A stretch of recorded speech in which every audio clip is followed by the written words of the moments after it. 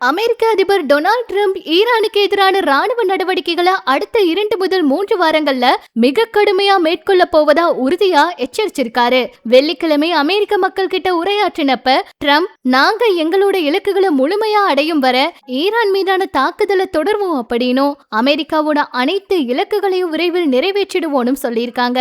ட்ரம்போட இந்த பேச்சு போர் விரைவில் முடிவடையும் நம்பிக்கையை முற்றிலும் சிதைச்சிருக்கு. நேற்றைய வர்த்தகத்துல முதலீட்டாளர்களுக்கு மிகவும் சாதகமா இருந்த நிலையில இன்றைக்கு தலைகீழா மாறப்போவதற்கான சிக்னல் சந்தை வர்த்தகத்திலையும் அமெரிக்க வர்த்தக சந்தையோட வர்த்தக முடிவும் காட்டியிருக்கு. ட்ரம்போட புதிய எச்சரிக்கை சர்வதேச பங்கு சந்தையில பெரும் அதிர்ச்சி ஏற்படுத்தி இருக்கு. ஆசிய சந்தைகள் 1.4% மேல் சரிஞ்சிருக்கு. இன்றைய வர்த்தக முடிவுல அமெரிக்கா ஈக்விட்டி ஃபியூச்சர்ஸ் 1% வீழ்ச்சி அடைஞ்சிருக்கு. கச்சா எண்ணெய் விலை கடுமையா உயர்ந்திருக்கு. கச்சா எண்ணெய் ஒரு பேரலுக்கு $105 மேல் வர்த்தகமாச்சு. ட்ரம்போட பேச்சுக்கு அப்புறமா $100 அருகில் இருந்த விலை 4.2% உயர்ந்திருக்கு. போர் பதற்றம் தனியும் அப்படிங்கிற எதிர்பார்ப்பு ஏற்பட்டதுனால நேற்றைய வர்த்தகத்துல தங்கம் விலை உயர்ந்திருக்கு. இது மிகப்பெரிய சிக்னலா இருந்திருக்கு.